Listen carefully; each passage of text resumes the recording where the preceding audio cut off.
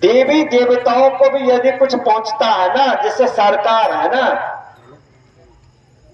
सरकार को हम लोग टैक्स भरते हैं तब इतना बड़ा होता है ना,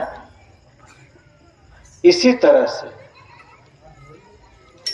सूर्य देव कभी भक्ति करने के लिए नहीं जाते हैं, इंद्र देव जी कभी भक्ति करने के लिए नहीं जाते हैं, वरुण कभी भक्ति करने के लिए नहीं जाते हैं, पवन कभी भक्ति करने के लिए नहीं जाते, गणपति कभी भक्ति करने के लिए नहीं जाते। जाते हैं क्या?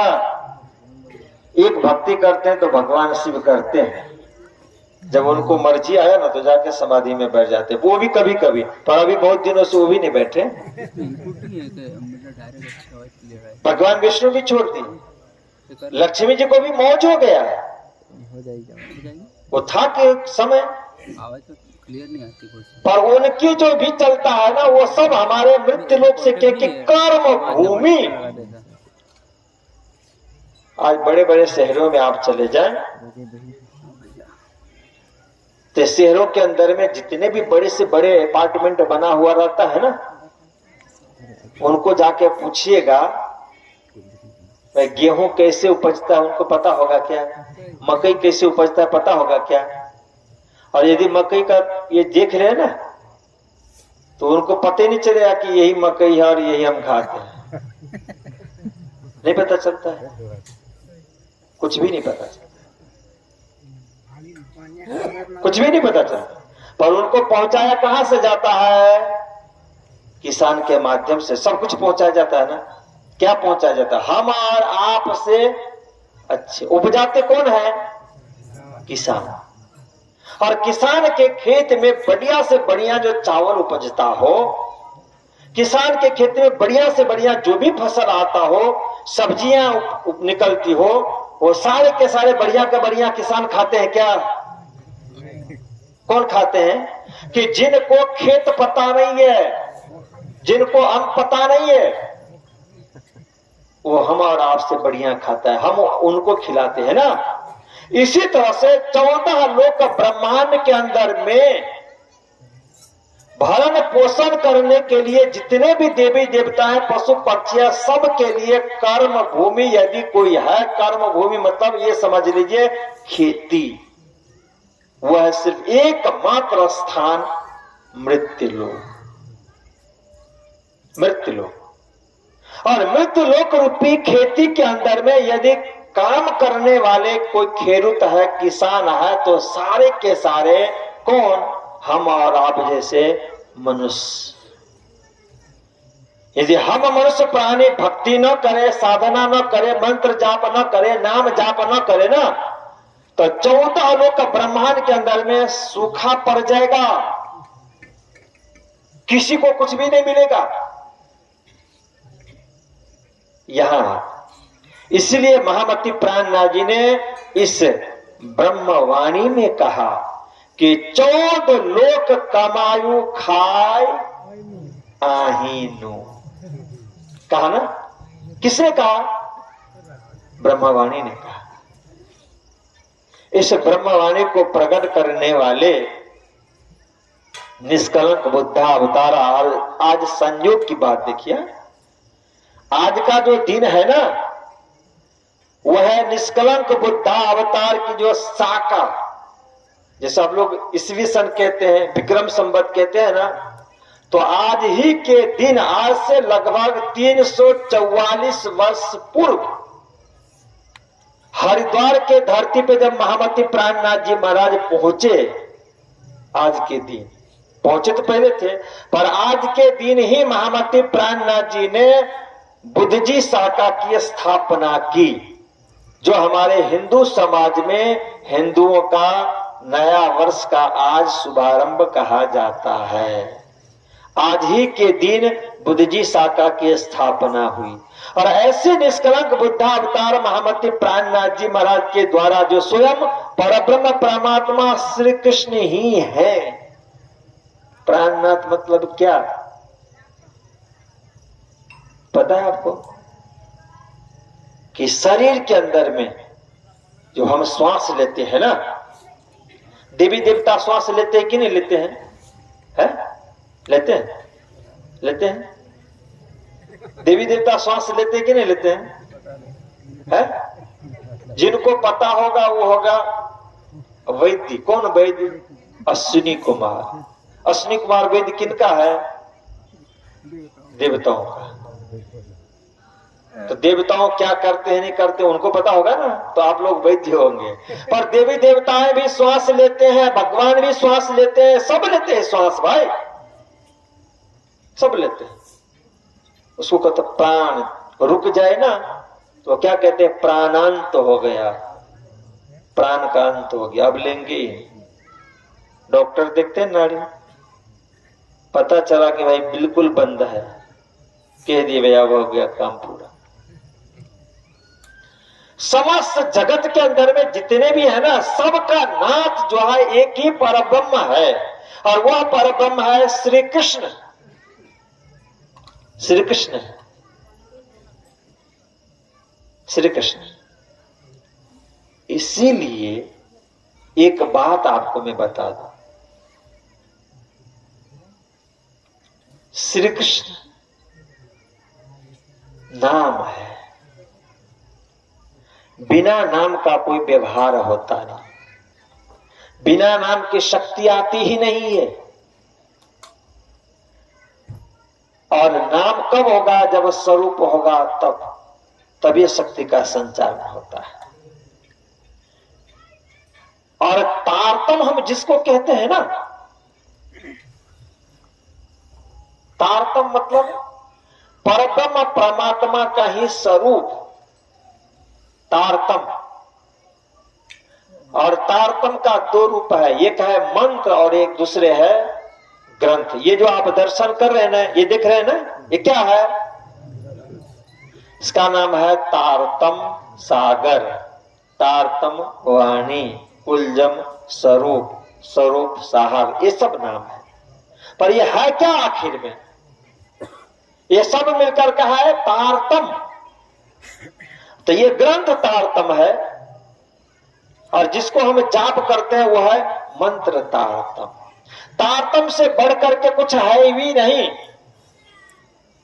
तारतम से बढ़कर के कुछ है नहीं है। इसलिए एक चौपाई में आपको सुना देता हूं। इस तारतम में कहा गया कि तारतम का बल कोई न जाने। क्या? तारतम का बल कोई नहीं। ये तो सरल है ना।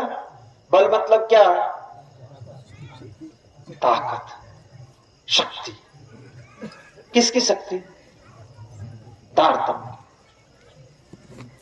कोई नहीं जाने। गीता को नहीं पता है कि तारतम में कितनी शक्ति है, भागवत को नहीं पता है, संतों की वाणी को नहीं पता है, उपनिषदों को नहीं पता है, वेदों को नहीं पता है, कुरान को भी नहीं पता है, बाइबल को भी नहीं पता है।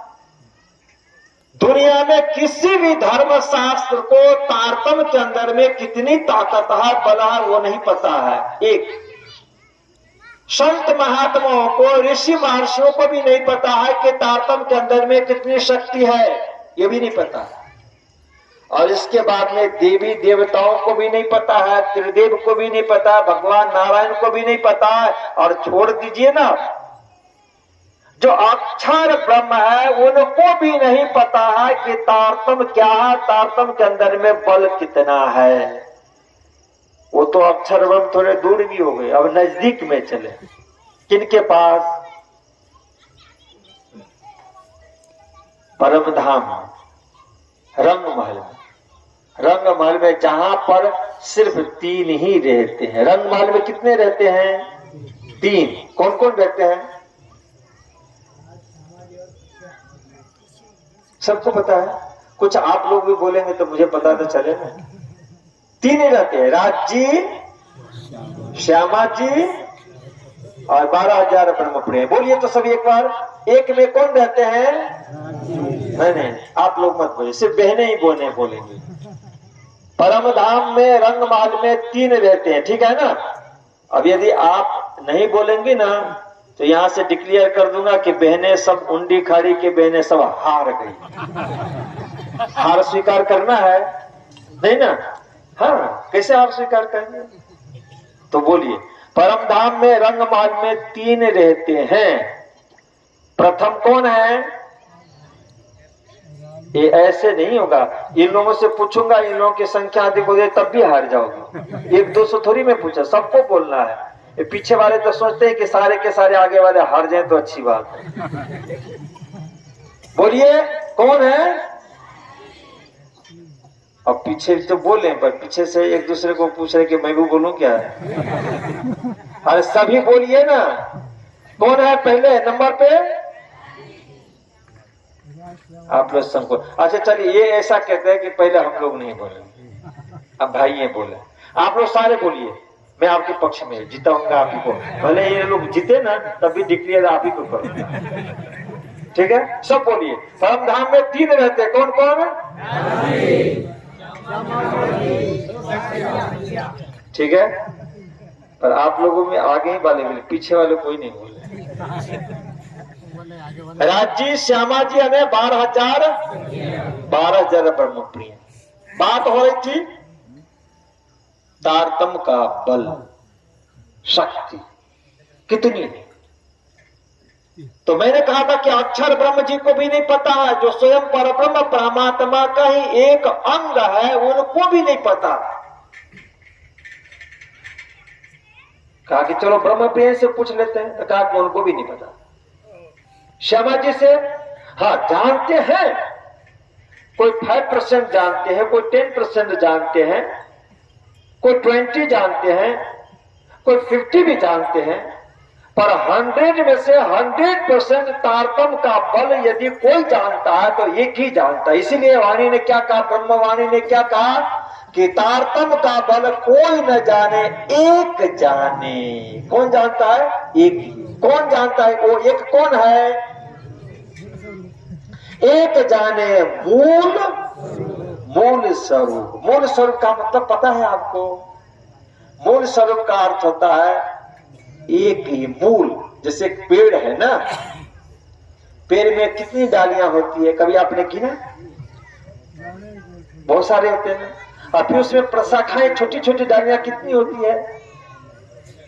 पत्ते, वो भी तो पेड़ में ही है ना, उनकी गिना कभी?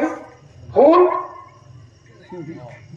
फल को गिना नहीं ना, पर उस फल का, फूल का, पत्तों का, छोटी छोटी डालियों को, बड़े बड़े डालियों का, सबका मूल कौन है? एक पेड़। उस पेड़ का जड़, उस एक पेड़ से ही डालियां निकली ना, पत्ते निकले ना। इसी तरह से परमधाम के अंदर में इतना सारा जो विकास हुआ है, कितने सारे वन बन गए हैं, पर्वत बन गए हैं, महल बन गए हैं, पशु पक्षी बन गए कि नहीं बन गए? आकाश, सूर्य और चंद्रमा बन गया, वहां पे सब कुछ है ना। श्यामा जी प्रकट हो गई, बड़ा ब्रह्म प्रिय प्रकट हो गई, अक्षर ब्रह्म प्रकट हो गए, लक्ष्मी जी प्रकट हो गए, खूब खुशहालियां प्रकट हो गए, वहां के क्या कहते कुमारकाएं प्रकट हो गई। इतना सारा जो दिख रहा है ना, वो सबका मूल कौन है? पर ब्रह्म परमात्मा श्री कृष्ण। उनको कहा गया मूल। क्या कहा गया उनको? मूल कहा। तो तारतम का बल कौन जानता है? एक जाने मूल स्वरूप। किसका बल जानता है? ये मूल स्वरूप तारतम का बल जानता है। समझ गई ना बात? अब उस तारतम को आप अलग ना करो। ना समझ लोग होते हैं। जैसे मिठाई बनाने वाले होते हैं ना, जिलेबी तो आपने देखा है ना, वो घोल देते हैं, इसके बाद में कढ़ाई में डालते हैं, जिलेबी बन जाता है। 50 जिलेबी तैयार हो गए। 50 जिलेबी में से किसी भी एक जिलेबी को खाओ और फिर दूसरे को खाओ तो दोनों का स्वाद अलग होता है क्या? मिठास अलग होता है क्या? होता है नहीं ना। कोई आगे निकले हो, कोई पीछे निकलो, स्वाद अलग होता है क्या? मिठास अलग होता है नहीं ना। पर यदि कोई कहता हो कि नहीं ये खट्टी है और ये मीठी है, ये कम टेस्टी है और वो अधिक टेस्टी है, वो कम मिठास है इसमें अधिक मिठास है, तो उसको आप क्या कहोगे? जानकार कहोगे, मूर्ख कहोगे? क्या कहोगे आप? है? पर हम लोग उससे भी ज्यादा मूर्ख हो जाते हैं। हम लोग उससे भी ज्यादा मूर्ख कब हो जाते हैं? कोई ये कहता है कि हमें पहला मुहज्जली से लेकर के मोहम्मद करी उम्मत रोशन तक क्या है? तारतम है कि नहीं है? जिलेबी ही है ना, तारतम ही है ना।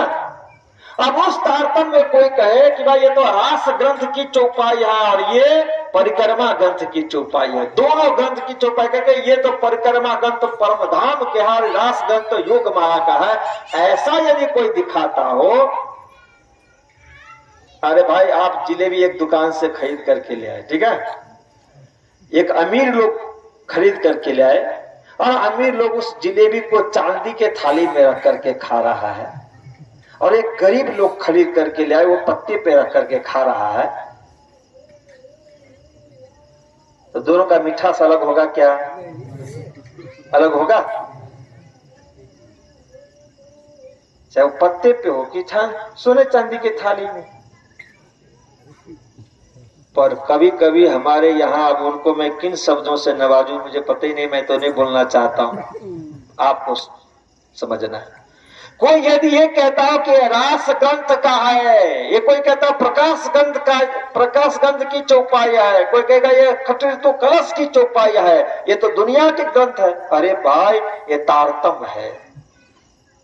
प्राणनाथ जी ने अलग किया कि इस तारतम को। अब प्राणनाथ जी से बुद्धिमान कोई होगा, पर हम और आप लोग भी मानते हैं कि कोई कोई प्राणनाथ से भी अधिक जानकार हो गया। तो जो प्राणनाथ जी से अधिक जानकार, जो स्टाम्प मारने वाले हम और आप होंगे, उनको हम क्या किस शब्दों से नवाजूं? ऐसे हो। इसलिए मैं कहता हूं कि ये तारतम है। तारतम मतलब कि जिसकी शक्ति, जिसका बल किसी को नहीं पता है। किसको पता है? हमें पहला मोहजनी से लेकर के मोहम्मद करीम उम्मत रोशन तक की जो चौपाइयां है, इसके अंदर में कितनी ताकत है। और जो ये मूल्यांकन करता है ना कि ये चांदी के थाली वाले महंगे हैं और ये पत्तल पे खाने वाले जिलेबी सस्ती है, उनको क्या कहा जाएगा? वो कहेंगे कि भाई तारतम को भले जानते हैं, कहा जाएगा उनको? यही चीज है। इसीलिए कहा कि ये तो बर्तन की आवश्यकता है। बर्तन आप किसी में रखो, पर बर्तन के अंदर में जो तत्व है ना, उस तत्व को आप अलग नहीं कर सकते। तत्व तो एक ही, चाहे चौपाई वह रास की हो, चाहे वह चौपाई सागर श्रृंगार की क्यों ना हो। मैंने एक जगह पे चर्चा करके सुंदर शाह जी को पूछा पहले, और आपको भी मैं पूछ लूं कि मेहर सागर के तो हम लोग पाठ करते हैं ना, हवे पहला मोहजलनी कहूं बात तेता दुख रूपी दिन रात, दाबानल बले के बात तेनी केटली कहूं विख्यात। ये रास चौपाई प्रथम प्रकरण, पहली चौपाई। दूसरी चौपाया है मेहर सागर कि और सागर जो मेहर का सो शोभाति लेता, लहरे आवे मेहर सागर खूबी सुख। पर हम और आपके दिमाग में भी कुछ लोगों ने ये बैठा दिया है, गलत फहमी जिसको हम कहें। अब उन शब्दों से नहीं नवाजा जाए, ठीक है। अरे ये तो मेहर सागर की चौपाई है, अरे ये तो रास की चौपाई है, इसमें तो कोई है ही नहीं, कुछ भी नहीं। ऐसा नहीं भाई। लड्डू दो होगा ना, तो उस लड्डू को आप पत्तल पे खाएं तो या चांदी के थाली में खाएं तो मिठास में कोई अंतर नहीं होता। हमें पहला मोहजलनी कहीं चौपाई में और सागर जो मेहर का सो स्वभाव लेत, इस चौपाई में दोनों में जो मिठास है ना, दोनों की जो कार्य शक्ति है ना, कोई अंतर नहीं है। दोनों चौपाई को तौला जाए तो बराबर ही, रत्ती भर भी अंतर नहीं होगा, कोई अंतर नहीं। जितनी शक्ति, जितनी ताकत और सारा जो मेहर का है ना, उतना ही इसके अंदर है, इतनी। पर आप मेहर सागर को समझ लिया होगा, पर आप हबे पहला मोहजलनी कहूं बात इसको समझा नहीं होगा। अंतर इतना हो सकता है।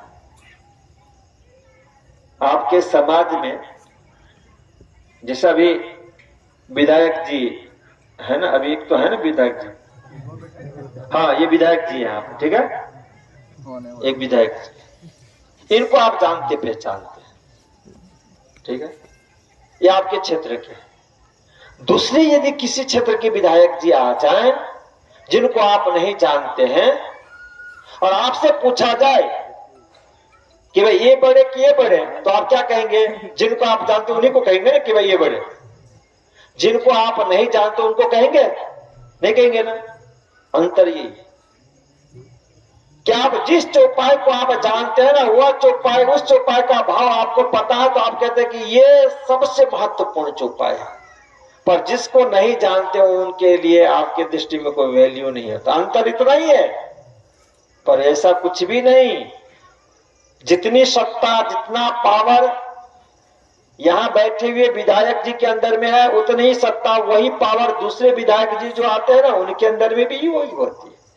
जितनी ताकत है मेहर सागर की चौपाइयों के अंदर में, उतनी ही ताकत हमें पहला मोहचलनी के जब प्रकरण की जितनी भी चौपाइयां, उन चौपाइयों में भी वही ताकत है, अंतर नहीं है। कभी आप चिंतन करोगे तो अपने आप दिखेगा आपको। इसलिए महामती प्राणनाथ जी ने कहा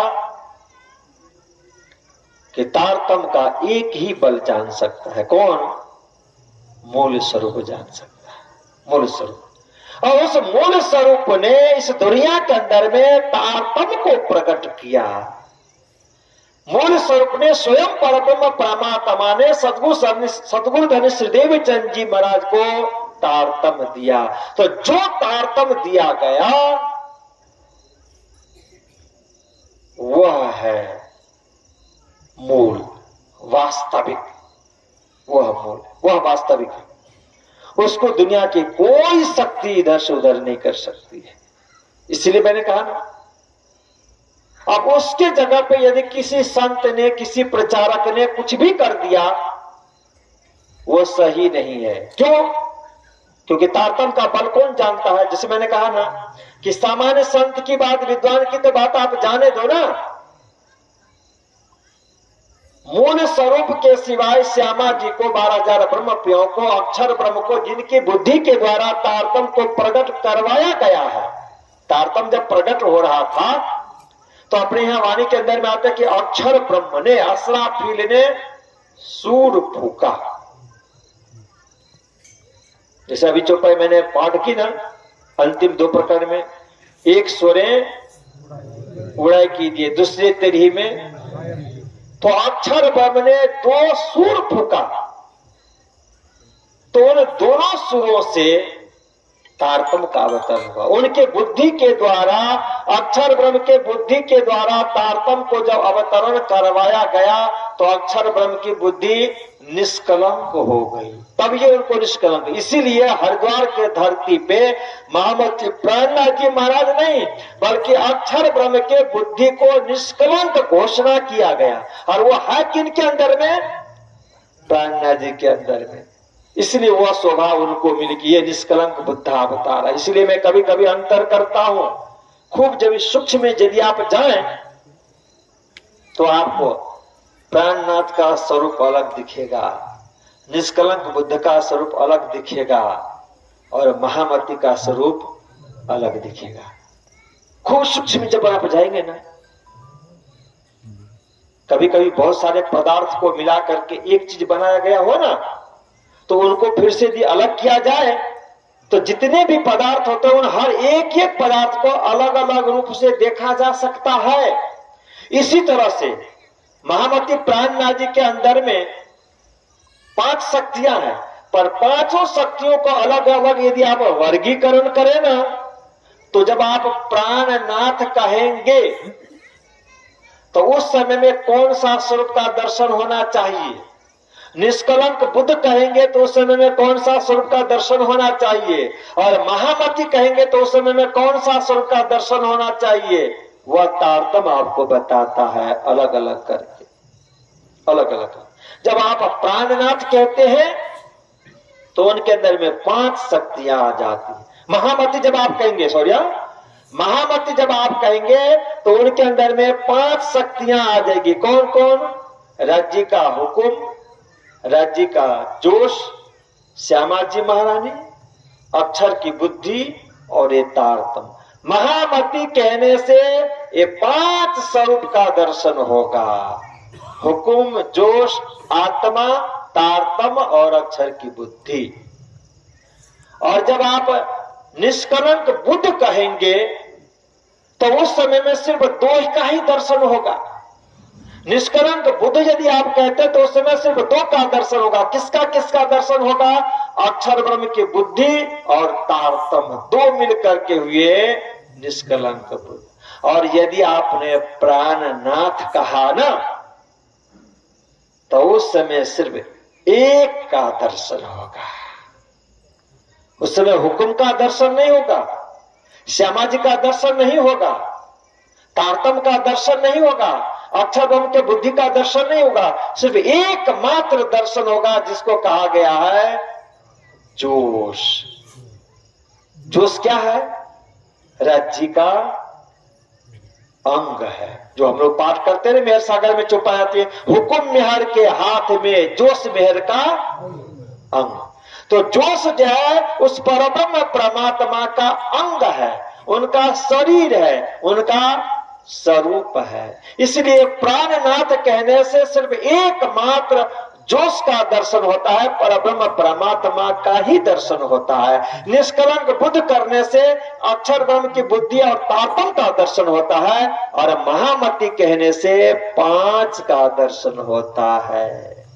ये समझ परब्रह्म परमात्मा ने, श्री कृष्ण ने जब तारतम का अवतरण किया, तारतम मंत्र दिया गया ना, उस समय जो उन्होंने कहा निज नाम श्री कृष्ण जी, वो स्वयं परब्रह्म परमात्मा ने। उसमें यदि कोई बदलाव कोई कहता है, कोई करता है ना, तो वो समझ लीजिए उनके लिए कौन सा शब्द जो मैंने पीछे से कह दिया ना, वो समझ लीजिए। क्योंकि तारतम का इतना बल है कि सिर्फ परब्रह्म परमात्मा ही जानते हैं। उसके अंदर में परब्रह्म परमात्मा के सिवाय कोई बदलाव नहीं कर सकते हैं, दूसरा कोई नहीं बदल सकते। न तो अक्षर की बुद्धि बदल सकती है, न हुक्म बदल सकता है, न श्यामा जी बदल सकती है, न कुछ नहीं। सिर्फ एकमात्र परब्रह्म परमात्मा, वो परब्रह्म। उस परब्रह्म परमात्मा की मैं बात कर रहा हूं कि इस दुनिया के अंदर में तारतम का जब अवतरण कर दिया गया, भक्ति का जब प्रचार प्रसार कर दिया गया, तो परमात्मा ने दुनिया के लोगों के लिए अपना दरवाजा खोल दिया। कौन सा दरवाजा? भंडार। उस भंडार के लिए मंत्र में लिखा है कि सो तो अब जाहिर भये सब विध वतन सही। ठीक है, वतन मतलब घर, परमधाम जाहिर कर दिया। जैसे कभी कभी हो ना, राजा खुश हो जाए ना, राजा प्रजा की कोई आवश्यकता पड़ती हो और राजा को लुटाना होता है तो क्या करता है राजा? अपना भंडार खोल देता है। कोई अच्छी भक्ति करती हो ना, कोई पुण्यात्मा हो, कोई दयालु हो, कोई लुटाता हो ना, तो उनके लिए कुबेर अपना भंडार खोल देता है। किनको? लुटाने वालों के लिए दे देता है कि लो सारी संपत्ति लुटाओ, जितना लुटाना है। इसी तरह से सदगुरु श्री देवचंद जी महाराज ने जब साधना की, उनको परब्रह्म परमात्मा ने दिया। तो क्या दिया परब्रह्म परमात्मा ने? सो तो अब जाहिर भये सब विध वतन। परब्रह्म परमात्मा ने अपना भंडार दे दिया, कुछ भी बचा के नहीं रखा। हाँ? जब भंडार खुलता है ना, तो उसमें रोक टोक नहीं होता है कि भाई इतना परसेंटेज बता के रखना और बाकी बांट देना, नहीं पाए। इसीलिए उस परब्रह्म परमात्मा को क्या कहा गया? मेहर का सागर। राजा को आप दयालु कब कहते हैं? जब खजाना लुटाता है तब ना, तभी कहते हैं ना। इसी तरह से परब्रह्म परमात्मा ने क्या किया? अब तक नहीं, परम धाम में नहीं लुटाया कभी। परम धाम में किसको लुटाएंगे? श्यामा जी को सब कुछ मिलता ही है। 12,000 ब्रह्म प्रयोग को मिलते ही है। अक्षर ब्रह्म हर रोज दर्शन करने के लिए आते, तो मफत में नहीं आते हैं।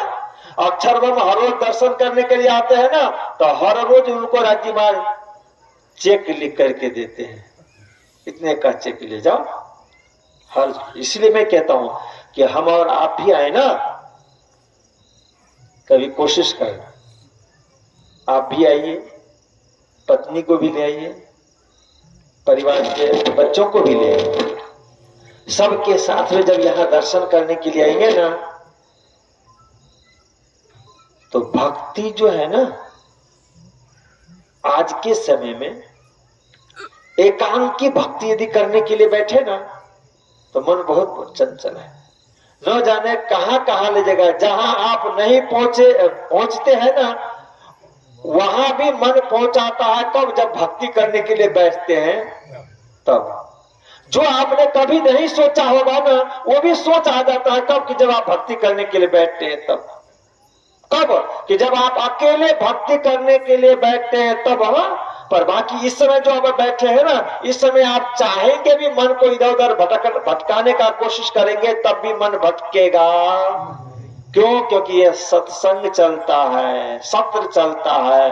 जब हम सैकड़ों रहते हैं, हजारों की संख्या में रहते हैं, हम एक से अनेक होकर के रहते हैं, तब हमारा मन एकाग्र रहता है। इसलिए कभी कभी बच्चे जब खेलते रहते हैं ना, तो मैं अपने प्रवचन में और मस्ती देता हूं। और कोई बच्चों को रोकता है तो मैं कहता कि बच्चों को खेलने दो। बच्चे ने कभी कहा कि आप लोग प्रवचन क्यों सुनते हो, हमें खेलने में डिस्टर्ब होता है? बच्चे कभी कहा क्या? कोई बच्चे कहने के लिए आते हैं मम्मी पापा को, दादा दादी को, भाई को, बड़े को कहने आता है कि हमें खेलने के लिए जगह है, आप लोग यहाँ आकर के प्रवचन सुनते हो, हमें डिस्टर्ब होता है खेलने में। कभी किसी बच्चे ने कहा? पर हम लोग कहते, क्या कहते हैं, उनको बैठा देते हैं। अरे भाई, वो बच्चे जो है ना, आपकी परीक्षा ले रहा होता है। कुदरत आपके बच्चों के द्वारा आपकी परीक्षा ले रहे हैं। आपकी जो भक्ति है ना, उस भक्ति के अंदर में जो कचास है ना, उसको पूर्ण कर रहा है कौन? घर के सदस्य। इसलिए नरसिंह मेहता को उनकी पत्नी ने हैरान परेशान नहीं किया। नरसिंह मेहता को कहना पड़ा। क्या कहना पड़ा? आजकल कोई कहेंगे यदि किसी की पत्नी चल बसे तो रोएंगे, रोते हैं कि नहीं रोते हैं? पर नरसिंह मेहता ने क्या कहा पता? भलू थयू भागी जंजाल सुखे भजिसु। क्यों कहा नरसिंह मेहता ने? क्योंकि उनको बहुत परेशान है। और जब किसी को कोई परेशान करता है ना, तब ये परमात्मा को याद करते हैं। परमात्मा को यदि सब कुछ सर्व संपन्न हो तो कोई परमात्मा को याद करेगा क्या? कोई भी नहीं याद कर, कोई मंदिर भी नहीं बनाएगा। आपने कभी सुना कि जिनके पास में अरबों खरबों का संपत्ति हो वो मंदिर बनाता? वो होटल बनेगा, उस होटल में बोतल खोलेगा, मंदिर बनेगा। मंदिर कौन बनाते हैं? जो गरीब होते हैं, जो मीडियम होते हैं, वो बनाते हैं। जो उनको परमात्मा से चाहिए इसलिए वो बनाते हैं। पर जो अरबों खरबों रहता है ना, वो किसी न किसी समय में बनाया है, तब परमात्मा ने उनको दिया है। और जब परमात्मा जब देते हैं ना, तो सब कुछ भुला देते हैं, अपने आप को भुला। फिर परमात्मा कहते हैं हमने संपत्ति दी ना, मैं तो नहीं जाऊंगा। जैसे कृष्ण ने अर्जुन को, महाभारत में देखा है ना आपने, कृष्ण के पास में महाभारत के समय में दो योद्धा गए, दोनों ग्रुप का, अर्जुन और दुर्योधन। ठीक है? दुर्योधन ने कहा कि आप तो लड़ोगे नहीं, तो आपकी मैं आरती थोड़ी उतारूंगा। ले गई सेना। कृष्ण ने कहा कि दो में से कोई एक ही मिलेगा भाई। इसलिए कहा कि यदि हमारी भी भक्ति होती है तो खुश होकर के परमात्मा कहते हैं या तो मुक्ति लो या तो संपत्ति लो। तो जब संपत्ति देते हैं तो परमात्मा वहां से अदृश्य हो जाते हैं, परमात्मा वहां नहीं होते, फिर उसके आंख पे पट्टी बन जाती है,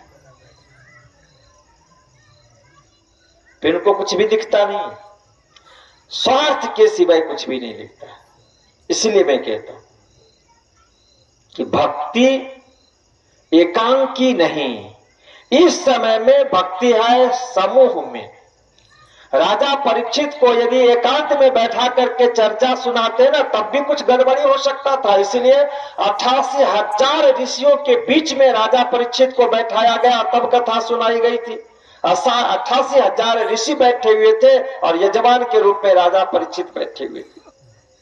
कहां भटकेगा मन? यदि अकेले मैं बैठा हूं सुनाने के लिए और कोई अकेले यजमान यहां आकर के बैठ जाते हैं तो सुनने वाले हाथ पैर जोड़ते जल्दी से जल्दी मन से कि महाराज बंद करो, मैं अकेले हूं, थक गया हूं। नहीं होती। इसलिए दर्शन करने के लिए जब आप आए तो मैंने जो कहा था कि जैसे अक्षर ब्रह्म अकेले नहीं आया, अक्षरानी को लक्ष्मी जी को साथ में लेके आया, और क्या कहते हैं कुमारिकाओं को साथ में लेकर के आए, तब राज्य ने चेक दिया। अक्षर ब्रह्म को अपने घर खर्चा के लिए नहीं, पर अक्षर ब्रह्म के पास में जो डिपार्टमेंट है ना, अक्षर ब्रह्म बांटते हैं। कहां बांटते हैं? नारायण भगवान से लेकर के हम मनुष्य तक ही नहीं, चींटी तक के प्राणी को बांटते हैं। और परमात्मा ने दरवाजा खोल रखा है, मैंने कहा ना, सदगुरु श्रीदेव चंद जी महाराज को जब दिया ना, पूरे दुनिया को बांटने के लिए दिया। क्या खोल करके दिया? अपना भंडार खोल करके दिया, जो भंडार कभी भी परमात्मा नहीं खोलते थे।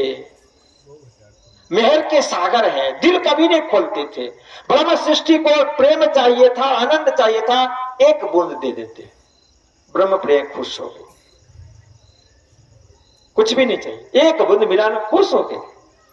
पर जब उन्हीं ब्रह्म प्रियों को दुनिया के अंदर में मनुष्य रूप में जन्म दे करके जब भेजा तो परमात्मा ने सोचा कि भाई ब्रह्म सृष्टि को तो देना ही देना है। जब हम लोग कहीं जाते हैं ना किसी को मदद करने के लिए, जैसे कच्छ में भूकंप हुआ था, अब वहां पे भूकंप में यदि बांटने के लिए जाए प्रणामी धर्म के लोग, तो एक प्रणामी सुंदर साथ का घर है, बगल में दूसरा कोई है, तो फर्ज क्या बनता है? दूसरों को भी देना फर्ज बनता है कि नहीं बनता है? देना ही चाहिए। यदि ऐसा नहीं होता है ना तो एक को देना निरर्थक है, कुछ काम का नहीं। अरे भाई एक को आधा करके दो, आधे को भी आधे करके दो, पर सबको बांट के दो ना। इस दुनिया के अंदर में जब ब्रह्म प्रियाओं को भेजा गया तो महामती प्राणनाथ जी ने कहा कि भाई अब सबको बांटना पड़ेगा। और सबको बांटने के लिए क्या करना पड़ा? तो उनको भंडार खोल देना पड़ा। रखा नहीं कि भाई जितना है सब बांटो ना, खोल दिया। और जब खोला तो उनका नाम हो गया मेहर के। इसीलिए अब कहोगे कि भाई मेहर सागर का पाठ हर रोज क्यों करते हैं, वो बता देता, बता दो है? इसीलिए करते। क्यों? क्योंकि पता चल गया कि जब ऐसी परिस्थिति थी, उस परिस्थिति में परमात्मा ने बांटा किसको? तो पूरे दुनिया को। इसलिए अपने वाणी में लिखा है, कहती हूं ब्रह्म सृष्टि को सुनसी सब संसार। ब्रह्म सृष्टि को ही सिर्फ नहीं, संसार को। और संसार को भी जब बांटने के लिए पूरा भंडार खोल दिया ना, तो उस समय में परब्रह्म परमात्मा का नाम डिग्री उपाधि हो गई क्या? मेहर के। परम धाम में जब तक ब्रह्म प्रिय है ना, तब तक राज्य महाराज को श्यामा जी कभी मेहर के सागर नहीं कहा। 12,000 ब्रह्म प्रियों ने भी कभी नहीं कहा, अक्षर ब्रह्म ने भी नहीं कहा, खूब खुशहालियों भी ने नहीं कहा, कुमारिकाओं ने भी कभी नहीं कहा, पशु पक्षियों ने भी नहीं कहा, वहां का सूर्य चंद्रमाओं ने, नक्षत्र ताराओं ने भी नहीं कहा, धरातल किसी ने, जमुना भी नहीं कहा, पहाड़ भी नहीं कहा, कुछ किसी ने भी परब्रह्म परमात्मा को परम धाम में मेहर के सागर नहीं कहा। कब कहेगा मेहर का सागर? एक एक बूंद देगा तो कोई कहेगा मेहर का सागर। इसीलिए तो परम धाम में राजीव महाराज को श्यामा जी और 12,000 ब्रह्म प्रियों ने भी कह दिया कि आप आशिक नहीं हैं। क्या कहा? मासूक है। मेहर के सागर की तो बात दूर है, क्या कह दिया उनको कि आप मासूक है। और जब दुनिया के अंदर में आकर के ब्रह्म प्रियों को बांटना पड़ा और सब कुछ खोल दिया ना, सो तो अब जाहिर भाई सब विद्वतन। और जब बांटना शुरू किया तो फिर वही ब्रह्म प्रिय कह रहे कि नहीं नहीं, आप ही आशिक हैं, आप ही आशिक हैं। श्यामा जी ने कहा आप आशिक हैं, 12,000 ब्रह्म प्रियों ने कहा आशिक हैं, और दुनिया के समस्त लोगों ने कहा, समस्त सृष्टि के लोगों ने क्या कहा कि आप मेहर के सागर हैं। बांटा, कुछ भी छुपाया नहीं। इसीलिए कहता हूं कि भक्ति मतलब क्या कि वह साधन कि जिस साधन के माध्यम से आपको परमात्मा जो देना चाहते हैं ना, और आप लेना चाहते तो लेने का साधन है भक्ति। भक्ति का अर्थ होता है कि अपने अपने इष्ट देव परब्रह्म परमात्मा की नौकरी, सर्विस, जॉब या मजदूरी आप करेंगे, मिलेगा चेक। परमात्मा परमात्मा है, इंसान ही नहीं है। इंसान तो क्या है, कभी खुश हो गया तो बिना काम किए हुए अधिक मजदूरी दे देते हैं, और कभी नाराज हो गए तो कितना भी करेंगे तब भी काट लेंगे। करते कि नहीं करते? पर परमात्मा वैसा नहीं करते। परमात्मा क्या करते कि तुम जैसे भी करो ना। इसलिए संत ने नियम बनाया, क्या तुलसीदास जी ने नियम बना दिया कि स्वार्थ लाग कर ही सब प्रीति, सुर नर मुन सबकी यह रीति। स्वार्थ से करो। हर लोगों ने अपने अपने ढंग से किया ना।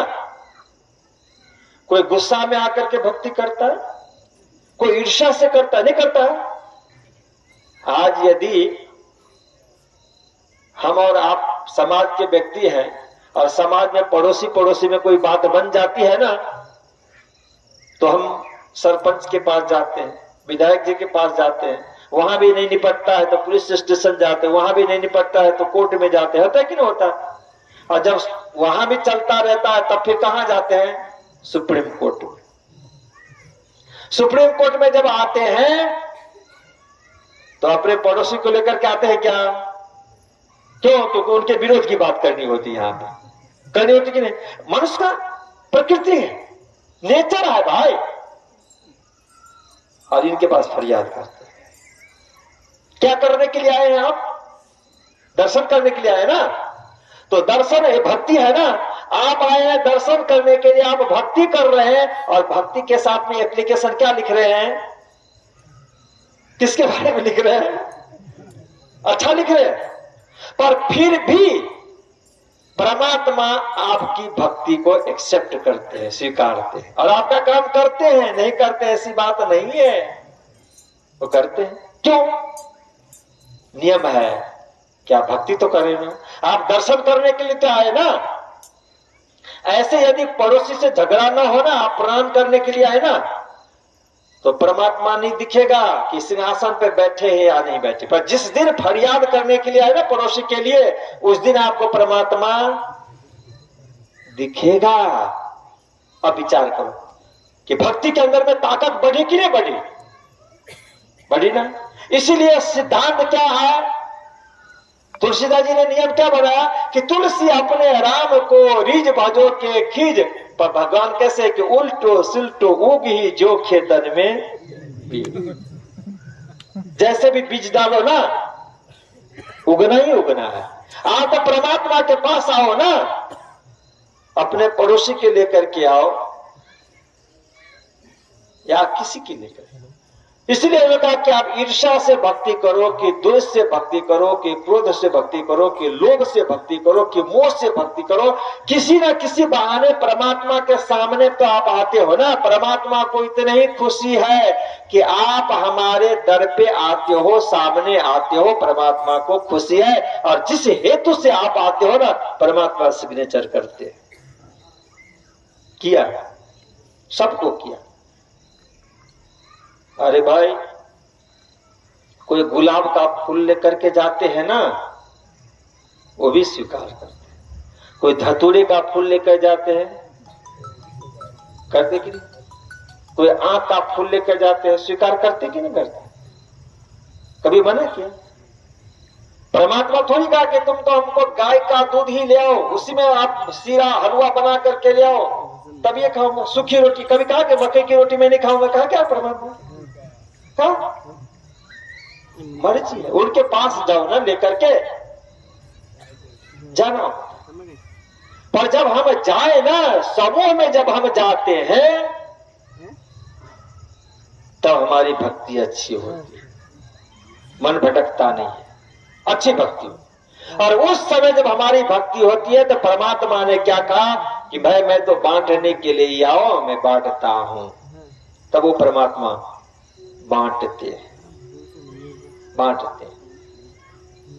उस दिव्य धाम परम धाम के अंदर में जो 12,000 ब्रह्म प्रियों को दुनिया में परमात्मा ने जब भेजा, तो परमात्मा ने देखा कि सबको यदि मिल सकता है तो सिर्फ मृत्यु लोक से ही मिलेगा। जो मैंने आपसे कहा ना कि खेती कहां है?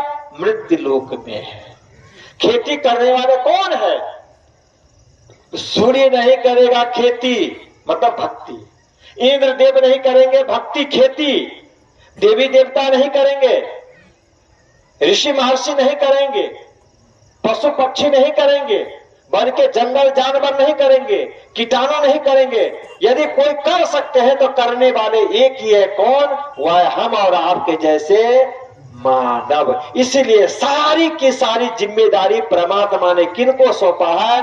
हम और आप जैसे मनुष्य प्राणी को सौंपा है कि ये जिम्मेदारी तेरी है। अपनी बात हो रही थी क्या कि राज समाजी तो अपना ही है, किसी दूसरे का। परम धाम तो अपना ही है, किसी दूसरे का।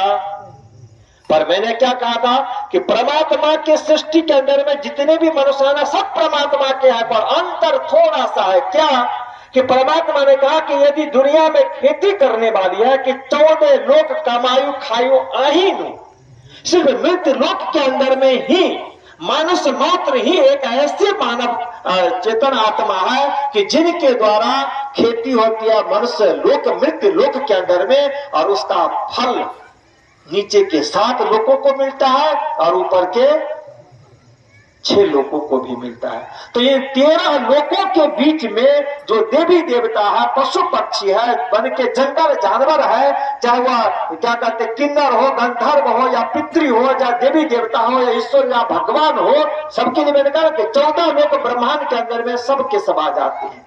भगवान नारायण भी आ जाते हैं, त्रिदेव ब्रह्मा विष्णु महेश भी आ जाते हैं, देवी देवताएं भी आ जाते हैं, यक्ष किन्नर भी आ जाते हैं, पितरी भी आ जाती है, भूत प्रेत भी आ जाता है, जीव जंतु भी आ जाते हैं। सबको खाना खुराक खिलाने वाले कौन? मृत्यु लोक की भूमि। उस भूमि पे कौन? हम और आपके जैसे मानव। और हम और आपके जैसे मानव में कभी कभी क्या होता है कि किसी के पास में सैकड़ों एकड़ जमीन होती है, किसी के पास में बीघे 2 बीघे हुए ना, तो कोई तो सिर्फ अपने ही रोजी रोटी करके खाते कमाते हैं, और किसी के पास में इतना होता है कि वो दूर दूर तक भेजते हैं। इसी तरह से मानव जगत के अंदर में जब धर्म की स्थापना हुई, भक्ति की स्थापना हुई, उस धर्म और भक्ति की परंपरा में बहुत सारे इष्ट देवों का मंत्र चला, उनकी भी भक्ति हो रही है, उनकी भक्ति से भी सबको रोजी रोटी चलती है। पर जब इस दुनिया के अंदर में सदगुरु श्री देवचंद जी महाराज का अवतार हुआ, तो सदगुरु धनी श्री देवचंद जी महाराज ने क्या किया? इतनी बड़ी प्रॉपर्टी, इतना बड़ा क्या कहते भक्ति की स्थापना फैक्ट्री खोली कि जिसका नाम उन्होंने दिया निजानंद संप्रदाय प्रणामी धर्म की फैक्ट्री में भक्ति किसकी दे दी? श्री कृष्ण की। और कौन सी भक्ति दे दी? परा प्रेम लक्षणा की भक्ति। और उस परा प्रेम लक्षणा की भक्ति के अंदर में इतनी शक्ति दे दी कि भाई आप 8 घंटे ड्यूटी नहीं करेंगे, महीना में 300 दिन भक्ति नहीं करेंगे, यदि एक दिन भी जाकर के आपने भक्ति कर लिया तब भी आपके पास में इतनी संपत्ति मिल जाएगी। वो किनको सौंपा? सिर्फ प्रणामी धर्म के सुंदर साथ को, जिसके लिए भगवती प्राणनाथ जी ने इस तारतम सागर ग्रंथ में क्या कहा कि ब्रह्म सृष्टि को ऐसो नूर जो दुनिया थी बिना अंकुर, पाए नए अंकुर जो कर किए नेचर देख नूर नजर। तो यह सिर्फ प्रणामी धर्म के सुंदर साथ को, प्रणामी धर्म के सुंदर साथ ब्रह्म सृष्टि को ये जिम्मेदारी दी कि आपको कृष्ण भक्ति मिल रही है, आपको तारतम मिल रहा है। इस तारतम सागर ग्रंथ से, तारतम मंत्र से यदि आप भक्ति करते हैं तो उससे क्या होगा? सिर्फ आप अपने घर परिवार को ही नहीं चला सकते हैं। यह भक्ति, यह तारतम, इसके अंदर इतनी शक्ति है, इतनी शक्ति है कि वो शक्ति से क्या होता है कि एक बार 5 पांडव को कृष्ण ने भेजा, कुछ विचित्र दृश्य देख कर के आओ, मैं बताऊंगा। सहदेव लास्ट में उसने कहा कि प्रभु मैंने एक पहाड़ से बहुत बड़ा चट्टान को देखा गिरते, बहुत बड़ा चट्टान, और वो चट्टान में बड़े बड़े पहाड़ों को भी तोड़ता हुआ नीचे उतरता है। और उतरते उतरते मैंने देखा कि वो एक घास के सूखे तिनके उस चट्टान को रोक लिया। ये बहुत बड़ा आश्चर्य है, मुझे समझ में नहीं है कि ऐसा क्यों कि जो चट्टान ऊपर से आ रहा है, बड़े बड़े पहाड़ को, पत्थर को तोड़ता हुआ, उस चट्टान को एक तिनके कोई नहीं रोक पाया, एक तिनके ने रोक दिया। ये क्या आश्चर्य है? ये क्या है आश्चर्य? कृष्ण ने कहा कि वह है धर्म। बड़ा बड़ा चट्टान जो पापात्मा है ना, पाप है ना, सबको धराशायी करता है, सारे को। पर उसको रोकने के लिए सक्षम सिर्फ एक ही है, कौन? वो धर्म। अंश मात्र भी यदि वह अधर्म, तो वह अधर्म हजारों ने करोड़ों अधर्मों को रोक सकता है, करोड़ों। इसलिए कबीर साहब ने अपने वाणी में कहा, उन्होंने तुलना, निगुरा मोहे जिन मिलो, निगुरा मोहे जिन मिलो, पापी मिलो हजार। कबीर साहब ने कहा कि निगुरा मत मिलना, यदि पापी हो तो 1000 पापी यदि आता है तो पर मैं उद्धार कर सकता हूं, क्योंकि वह पापी यदि पापी है और गुरु बनाया है तो उसका एक ठिकाना है, गुरु उनको उद्धार करेगा। गुरु का काम क्या है? निर्मल करना, पवित्र करना। धर्म का काम है रोक देना, निर्मल करना, पवित्र करना। पर यदि कोई निगुरा है तो कहा कि नहीं, एक निगुरा के सिर पे 100 लाख पापी का भार। इसीलिए निगुरा नहीं, पापी को उद्धार हो सकता है यदि गुरु है तो। इसी तरह से इस दुनिया के अंदर में धर्म इतना है ना कि एक भी यदि कोई परिवार में, समाज में धर्म करता हो ना, तो न जाने कितने का उद्धार कल्याण हो जाता है, कितने का हो जाता है। इसी तरह से श्री कृष्ण प्रणामी धर्म की जो भक्ति है, उस भक्ति के अंदर में इतनी शक्ति है। इसलिए कहा ना कि तारतम का बल कोई न जानो क्या होता है कि यदि श्री कृष्ण प्रणामी धर्म के अनुयायी सुंदर साजी की संख्या बहुत कम है, जैसे आज भी लोग कहते हैं ना कि समाज में इस धर्म का इतना बड़ा प्रचार प्रसार है, इस धर्म का इतना बड़ा प्रचार प्रसार, अपने धर्म का क्यों नहीं? भाई भले कम ही है, पर यह कम ही पूरे विश्व ब्रह्मांड को अखंड करेगा। क्यों? कि तारतम का बल कोई नहीं। एक यदि भक्ति किया तो हजारों लाखों करोड़ों को लाभ मिलता है। इसीलिए ब्रह्म सृष्टि को ऐसो नूर जो दुनिया थी बिना अंकुर ताए नए अंकुर जो कर किए ने चल देख नूर नजर। सिर्फ प्रणामी धर्म के सुंदर साथ के ऊपर में जिम्मेदारी है। जिनके हृदय में तारतम है, जिनके घर में तारतम का सागर ग्रंथ है, जो मंदिर में आना जाना करते हैं, जो इतना बड़ा सुंदर सा पंडाल बना करके हजारों की संख्या में सुंदर साजी को बैठा करके प्रवचन सुनते और सुनाते हैं, यह जो तारतम का आयोजन होता है, इस तारतम के आयोजन से प्रणामी धर्म के व्यक्ति, प्रणामी धर्म का परिवार, प्रणामी धर्म का समाज का ही नहीं बल्कि पूरे विश्व ब्रह्मांड को कल्याण होता है। ऐसे कल्याण करने वाला तारतम परब्रह्म परमात्मा श्री कृष्ण के हृदय से प्रकट हुआ है। श्री कृष्ण ने कभी भी नहीं प्रकट किया था, वो इस दुनिया को बांटा है। सो तो अब जाहिर में सब विद्वतन सहित इस मंत्र को सार्थक करते हुए पूरे विश्व ब्रह्मांड को तारतम दे करके उन्होंने कल्याण किया है। वह तारतम जो हमें मिला है, जिस रूप में मिला है, उसी रूप में उस मंत्र को हम जाप करें, ग्रंथ को पाठ करें, पारायण करें, श्रद्धा से सम्मानित होकर के, समर्पित होकर के हम करेंगे तो हमें इति बैठे घर जागे धाम अपने व्यक्ति के लिए भी, परिवार के लिए भी, समाज के लिए भी, पूरे राष्ट्र के लिए भी और पूरे दुनिया के लिए भी। जैसे मैंने अभी चौपाई सुनाई ना कि 14 लोक कमायु खाए आहीनो, तो 14 लोक ब्रह्मांड के लिए, कल्याण के लिए हम सबों का बहुत बड़ा योगदान होगा। और जिनका महत्वपूर्ण योगदान होगा उनके लिए परम धाम में हंसते ताली दे करके उठेंगे और आज जी महाराज उनको सोई सुहागिन धाम में जो कर सी इत रोशन, यहाँ पे रोशन करने वाले को सुहागिन मान करके उनका जय जयकार वहां पे हो। तो इस तरह से उंडी खाड़ी के सुंदर साजी का भी जय जयकार परम धाम में होता रहे। इसी मंगल कामना के साथ महामंगलपुरी धाम का शुभकामना, आशीर्वाद और एक आमंत्रण 14 अप्रैल इसी महीने, 14 अप्रैल 15 और 16 त्रिदिवसीय बायजूराज का प्राकट्य महोत्सव सूरत महामंगलपुरी धाम में हो रहा है। तो आप सभी सुंदर साजी को 14, 15, 16 अप्रैल में पधारने के लिए हार्दिक आमंत्रण है। हमारा आमंत्रण स्वीकार करके आप भी पधारें, गुरुजी भी पधारेंगे। आप सभी सुंदर साजी को हार्दिक आमंत्रण है, जरूर से जरूर पधारिए। 14, 15, 16 अप्रैल इसी आमंत्रण के साथ महामंगलपुरी धाम का आशीर्वाद, श्री जी बायजूराज की शुभकामना आशीर्वाद के साथ विराम लेता हूँ। बोलो श्री प्राणनाथ प्यारे की। अब चौपाई तो रह गई। चौपाई जो प्रकट हुई,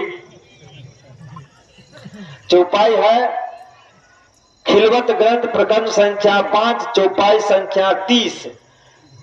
इन मैं डूबिया सब कोई, या को पार न पावे कोई, या को पार सो पावी, जाको मुतलक बख्शीश होय। देखिए मुतलक और मुक्तक जो होता है इल्म, तो ये मुतलक मतलब निश्चयात्मक ज्ञान है तारतम। तो इस तारतम ज्ञान से इन मैं डूबिया सब कोई, जिन्होंने ये जो हमारा शरीर बना है ना, तो इस शरीर के अंदर में एक दुनिया का मैं होता है। मेरी संपत्ति है, मेरा घर है, मेरा मकान है, मेरा समाज है। ये दूसरा मैं है कि उस मैं को जो मैं कहने की ताकत देता है, जिसको हम कहते हैं कि वह भगवान विष्णु का हो कि भगवान नारायण का हो, वह मैं। या हम प्रणामी धर्म के सिद्धांत के अनुसार चलते हैं तो हम में होता है परम धाम का, परब्रह्म परमात्मा का मैं। तो इन दोनों को मैं, पहले तो दुनिया की जो मैं है, मैं हमारा ज्ञान है, हमारी विद्या है, हमारी संपत्ति है, हमारी सत्ता है, हमारा परिवार है, हमारा समाज है, हमारा बल है। तो ये जो मैं है, इस मैं को परमात्मा का मैं दबा देता है कि नहीं।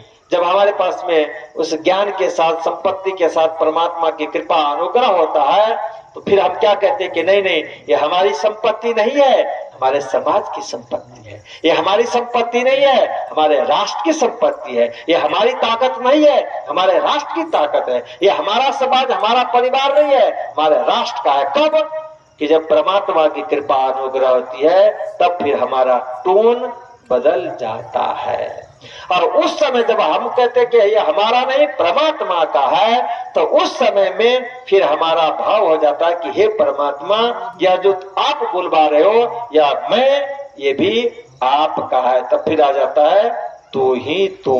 इसलिए महामती प्राणनाथ जी ने कहा कि इस दुनिया के मैं के अंदर में सारी दुनिया डूब चुकी है, इसको कोई पारावार नहीं है। और इसको हटाने के लिए यदि मुतलक ज्ञान तारतम आ जाता है तो दुनिया का जो मैं है उसी में भाव बदल जाता है। संपत्ति अपने ही होती है, पर संपत्ति को हम क्या कह देते हैं कि हमारा समाज की संपत्ति है, हमारे राष्ट्र की संपत्ति है, हमारे देश की संपत्ति है। बल अपना ही होता है, पर उस बल को हम राष्ट्र के साथ में जोड़ देते हैं। समाज अपना ही होता है, परिवार अपना ही होता है, पर उनको हम अपने देश के साथ में जोड़ देते हैं, तो हमारे लिए कल्याणकारी हो जाता है। पर यह भाव कब आता है? जब मुतलक निश्चयात्मक ज्ञान आता है, संशय से रहित ज्ञान जब आता है तब होता है। तो ये तारतम ज्ञान क्या है कि तारतम ज्ञान हाथ कर लिनो, क्षीर नीर को निर्णय किन्नो। तो जब तारतम ज्ञान आ जाता है तो निश्चय हो जाता है कि ये दूध है और ये पानी है, ये अंधकार है और ये प्रकाश है, ये समाज संसार है और ये परमधाम परमात्मा है। यह निश्चय हो जाता है तारतम से। तो हमारे पास में तारतम है, इसलिए तारतम आ जाने के पास दुनिया के मैं को हटा करके राज्य को मैं को ले आएंगे, तो फिर हमारा कल्याण हो जाएगा, राष्ट्र का कल्याण होगा, राष्ट्र का विकास होगा।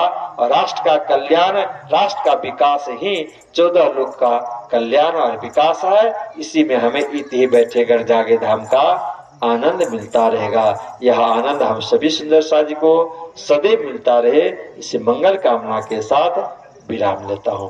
बोलो श्री प्राणनाथ प्यारे की, श्री कृष्ण कन्हैया लाल की, सदगुरु महाराज की, श्री कृष्ण प्रणामी धर्म की, सर्व सुंदर साथ की प्रणाम।